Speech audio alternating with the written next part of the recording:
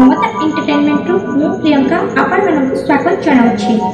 प्राचीन सांस्कृतिक शिक्षणीय तथा मनोरंजन धर्मी कार्यक्रम आम ओडिया पाला आमर एही सुरभि कार्यक्रम सुरभि केला ये मारो से न हमारा दो ये मारो से न हमारा मारो को डाकटी मधुर माँ बाढ़ी देवा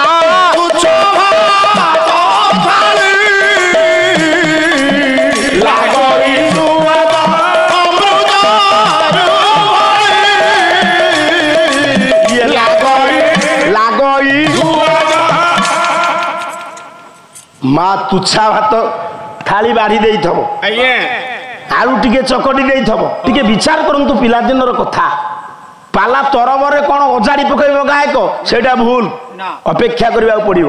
आप गोटे गल्प पढ़ुंट गल्पर एक तृतीयांश आप 25 भाग न पढ़ले से गप आप भल लगे तेणु मो माँ भात कौन से बाढ़ी थी आलू चकटा टिके पुओ कह मुझे खाइबिनी किंतु से अमृत केमिति मुंड आउसी दब कह धन रे खाईदे मु बापा को कहबी से हाटरू परिवा पत्र आनिबी मु करती खाई अंडा आइले पोड़ी देबी पाटी गंडर तेणु स्त्री जदि कौन तरकारी करथब स्वामी मन को आसबनी कह अरे एगुड़ा खाइबी ना मु कौन मो बापा को आनिबी तुम्हें देले खा देबी ना ये वचनटा विष हो जाए। तेणु माँ बाढ़ी देवा तुच्छा भात थाली लागई स्वाद से मधुबाबू अनुभव कर अनुभव न कले कवि पार से सबु माँ पिला कौन सुस्थ अच्छा गोटे गोटे माँ पुओ छोटा हो किए केम्पा हो आलो माँ माँ आगे जदि ता छोटा पुओ को छोटा कह निआ लगिज मोरी गाँव में मो ठार बयस बड़ बुढ़ी है से मोर बोहू हिसाब हम तार गोटे पुओ मोर सांगर पढ़ुला से मोर नाती मु माट्रिक परीक्षा देवाक जाइए से मते आमर से पंडिते अलग ब्लॉक रे पढ़ुला सेंटर होम सेंटर नथिला आमे मेस करिछु हॉस्टल पर मेस सेठी हेछि से मत डाकिला जे जे खाइबा सुमगुली मु तो नाही करथिल तू मते जे जे डाकबु नहीं तू केम डाकुछु एठी गाँव डाकिबु से दिने मु ताकू गाँव में बुलछु मु कहले छोटा आइलु ता बो कहला कहला बापा तुम्हें गायक पुओ मो पुओ को छोटा कहल मु कहली नाती हिसाब से कहदेल ना ना छोटा कहल मत केते बाधिला मु कहली नाई माँ मोर भूल हो जाए मु छोटा कहबी नहीं आउ मुझे जानली पुओ है पछे छोटा के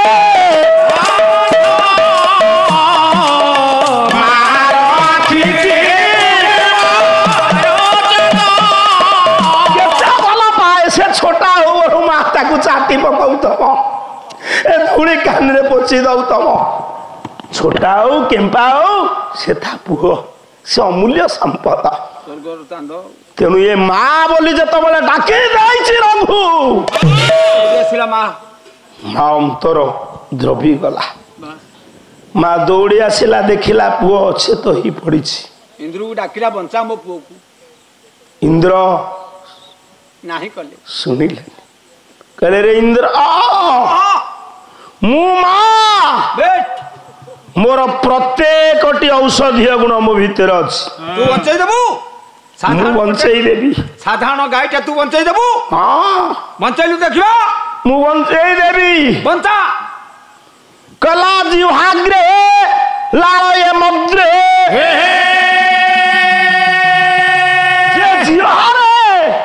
क्षत जगह को बारंबार चाटिला इरे क्षत को ले हरे चाटंते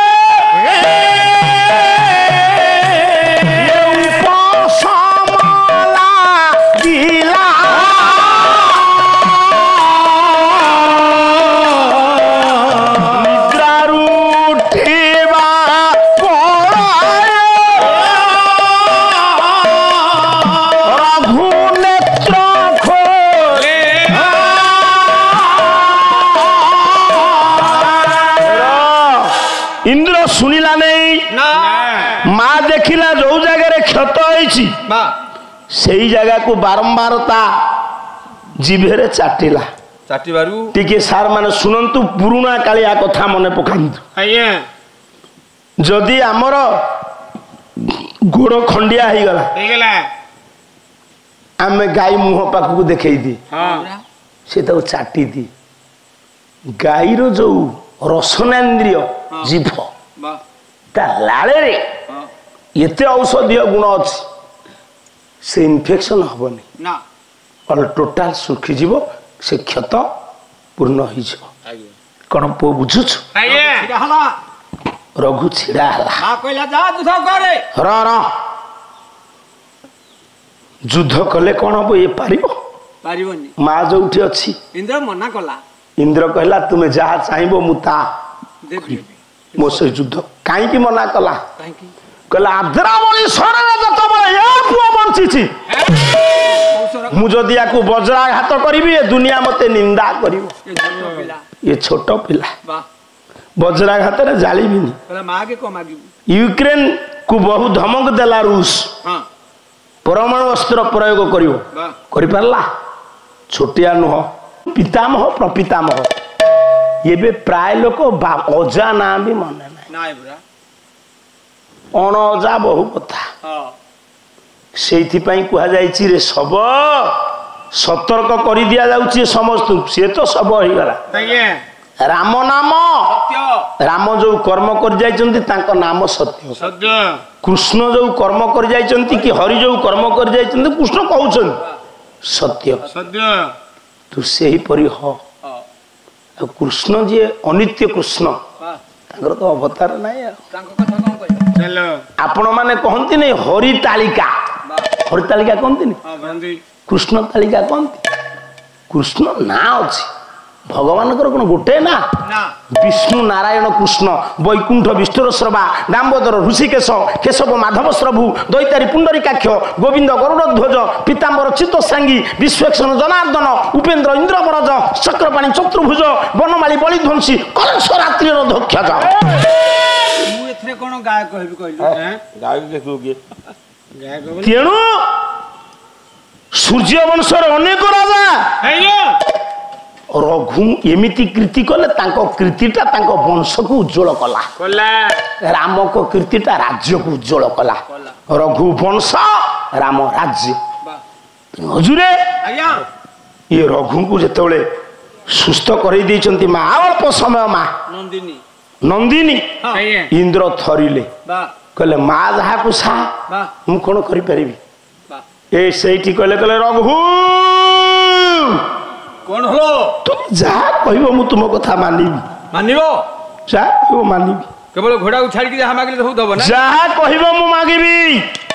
ସତ୍ୟ କର। ସତ୍ୟ କରୁଛି, ଗୋଟିଏ କଥା ଛାଡିକି ମାଗିବୁ, ଯାହା ମାଗିବୁ ଦେବି ରେ। କହିଲା ନ ଦେବି ମୁଁ ଇନ୍ଦ୍ର ପଦ, ନ ଦେବି ମୁଁ ଇନ୍ଦ୍ର ପଦ, ନ ଦେବି ମୁଁ ଇନ୍ଦ୍ର ପଦ।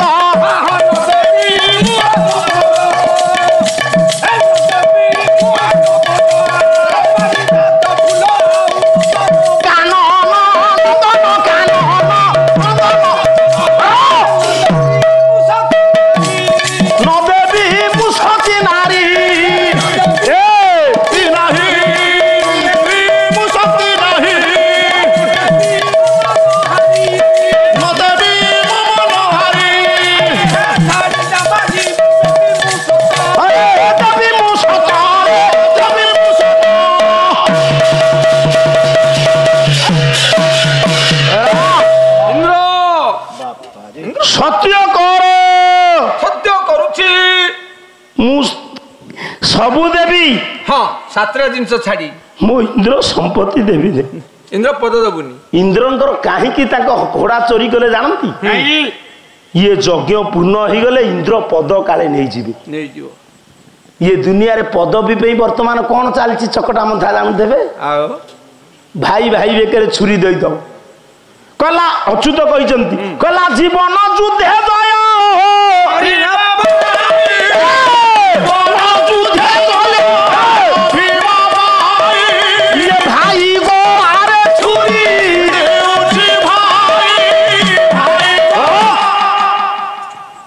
ଏ ଜୀବନ ଯୁଦ୍ଧରେ ପଦବୀ ଲୋଭରେ ଭାଇ ଭାଇ ବେକକୁ କାଟୁ ନାହିଁ।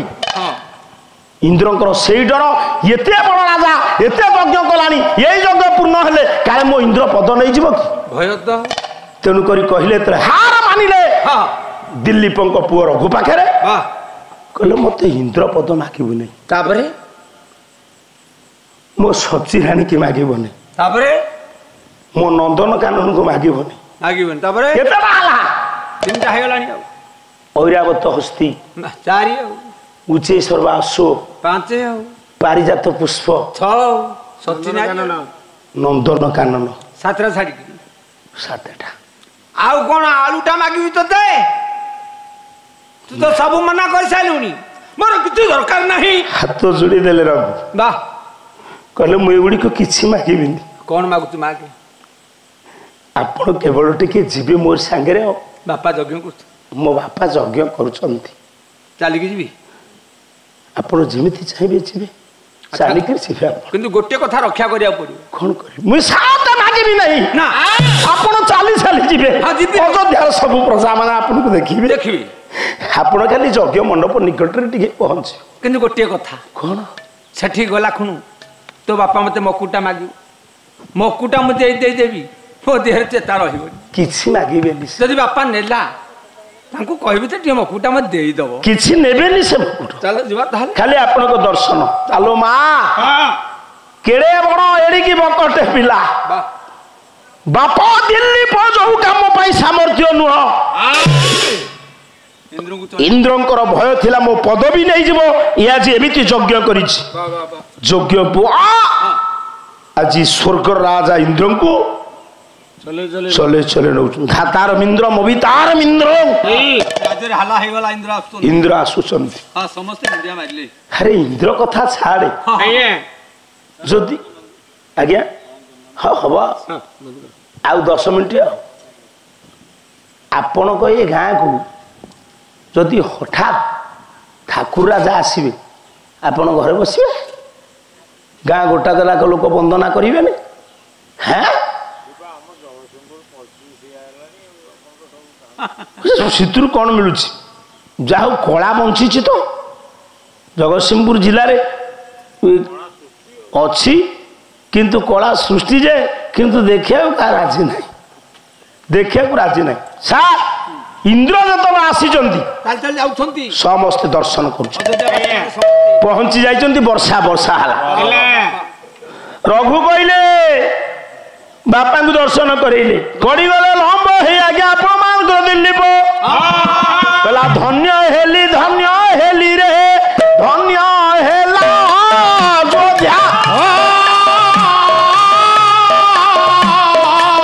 ପୂର୍ଣ୍ଣ ହେଲା ମୋର 100ଟି କ୍ରତୁ ହେଲା ବ୍ୟବସ୍ଥା।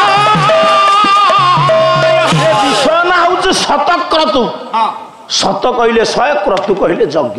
100 ପୂର୍ଣ୍ଣ ହେଲା, କହିଲା ମୋର ସରିଗଲା, ଆଉ କିଛି ଚିନ୍ତା ନାହିଁ। ସ୍ୱୟଂ ଇନ୍ଦ୍ର ଆସିଗଲେ, ବୃଷ୍ଟି ହେଲା, ଆଉ ସମୟ ନାହିଁ। ମା ନନ୍ଦିନୀଙ୍କ ଅପାର କରୁଣାରୁ ଜନ୍ମ ହେଲେ କିଏ? ପୁଣି କାମଧେନୁ ଗାଭୀ ସୁରଭିଙ୍କ ଅପାର କରୁଣା ବଳରୁ ରାମ ଜନ୍ମ ହେବେ ଦଶରଥଙ୍କ ବୀର୍ଯ୍ୟରୁ। କାଲି ଦେଖିବା, କୋଉଦିନ ଦେଖିବା। ଯାହା ହଉ କାଲି ସେ ବନ୍ଦ କରିଥିଲେ 1:02, ମୋର 1:30 ହେଲା। 11:30 12:30 1:30 2 ଘଣ୍ଟା। ତେଣୁ ପୁଅ କଲା ଯେବେ ତୁଳିକି ମୁଁ ଏଇ ପ୍ରକାର କହିଲି, ରାମ ନାମ ସତ୍ୟ ହେ, ହରି ନାମ ସତ୍ୟ ହେ, କୃଷ୍ଣ ନାମ କାହିଁ ନାହିଁ। ତୁମେ କେଡ଼େ ଦାଣ୍ଠୁଆ ଗାୟକ, ୟାକୁ କାଟିକିରି ଯଦି କାଲି ଠିକ ଦେଇଦବ, ମୁଁ ଜାଣିବି ତୁମେ ଠିକ। କଲା ଯେବେ ତୁଳିକି ରାମ ପଦ ତଳ,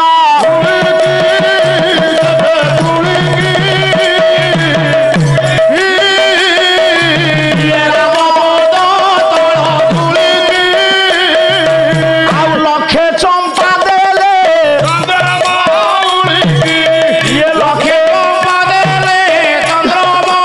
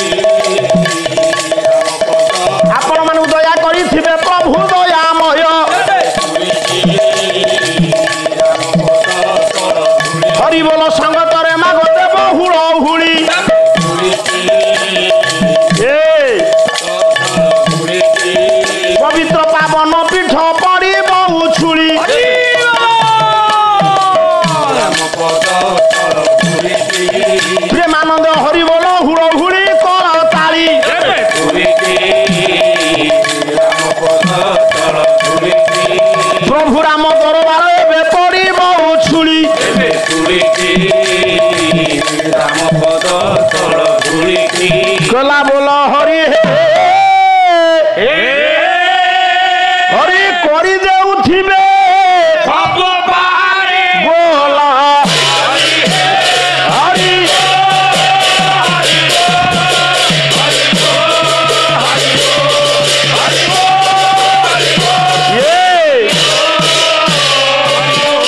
दीन जन शरण रक्षण सर्वानंद सागर हरि बोल हुड़ हुड़ी ये विश्व दुख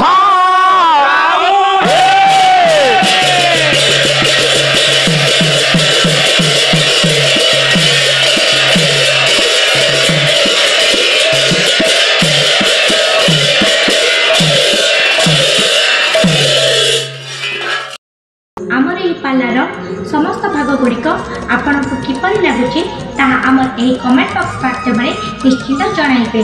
जदि आमर एही चैनल टी आपण को भल लागुथाय तेबे आमर एही चैनल को लाइक शेयर सब्सक्राइब करबा को भूलिबे नाही। रहूची नमस्कार।